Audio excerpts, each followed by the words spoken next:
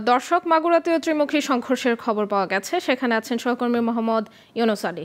তার কাছ থেকে জানবো সেখানকার সবশেষ পরিস্থিতি। ইউনুস, আমাকে শুনতে পাচ্ছেন নিশ্চয়ই?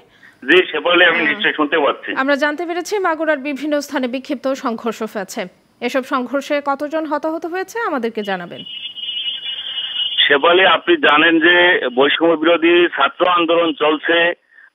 বৈষম্য বিরোধী ছাত্র আন্দোলনের এক দফা কেন্দ্রীয় কর্মসূচির অসহযোগ আন্দোলনের অংশ হিসেবে মাগুরায় সকাল 10:30টায় শহরের ভাইনার মোড় পান্নান্দলি এলাকায় অবস্থান নিয়ে বিক্ষোভ শুরু করে আন্দোলনকারীরা।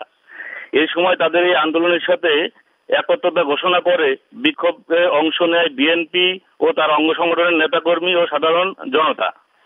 অপরদিকে জেলা আওয়ামী লীগ, যুবলীগ ও ছাত্রলীগের নেতাকর্মীরা শহরের ঢাকা রোড এলাকায় অবস্থান নেয়। আন্দোলনের বিক্ষোভ চলাকালীন সময়ে এক পর্যায়ে আওয়ামী লীগ, ছাত্রলীগ, যুবলীগ ও পুলিশের সাথে ত্রিমুখী সংঘর্ষ শুরু হয়। এই ত্রিমুখী সংঘর্ষে 3 জন গুলিবিদ্ধ হয়ে মৃত্যুবরণ করার খবর আমরা পেয়েছি, যেটা হসপিটাল সূত্রে। এই নিহতদের মধ্যে রয়েছে মাগুরা জেলা ছাত্রদলের সিনিয়র যুগ্ম সাধারণ সম্পাদক মেহেদী হাসান রাব্বি, চট্টগ্রাম বিশ্ববিদ্যালয়ের ছাত্র ফরাদ হোসেন, মাগুরার মোহাম্মদপুর উপজেলার আমিনুর রহমান ডিগ্রি কলেজের ছাত্র সুমন রয়েছে। দিনব্যাপী এই দফায় দফায় যে সংঘর্ষ, এই সংঘর্ষে এখন পর্যন্ত শতাধিক আহত হয়েছে বলে আমরা জানতে পেরেছি। এদিকে মাগুরার মোহাম্মদপুর উপজেলাতে ব্যাপক সংঘর্ষেরও খবর পাওয়া গেছে, তবে সেখানকার সঠিক হতাহতের খবর এখন পর্যন্ত আমরা নিশ্চিত হতে পারিনি।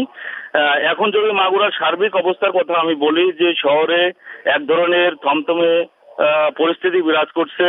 শহরের দোকানপাট, অফিস আদালত সব বন্ধ রাখা হয়েছে। বৈষম্য বিরোধী ছাত্র আন্দোলনকারীরা শহরের ভাইনার মোড় এলাকায় ও পারনান্দোয়ালি এলাকায় অবস্থান নিয়ে সড়কে আগুন জ্বালিয়ে তারা কিন্তু বিক্ষোভ চালিয়ে যাচ্ছেন।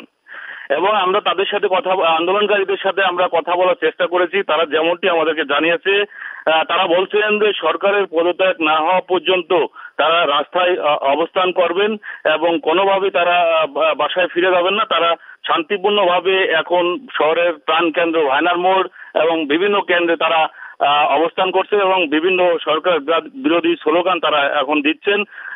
শেফালি, এই ছিল আমার কাছে মাগুরা থেকে বৈষম্য বিরোধী ছাত্র আন্দোলনের সর্বশেষ খবর। মোহাম্মদ ইউনুস, আপনাকে ধন্যবাদ।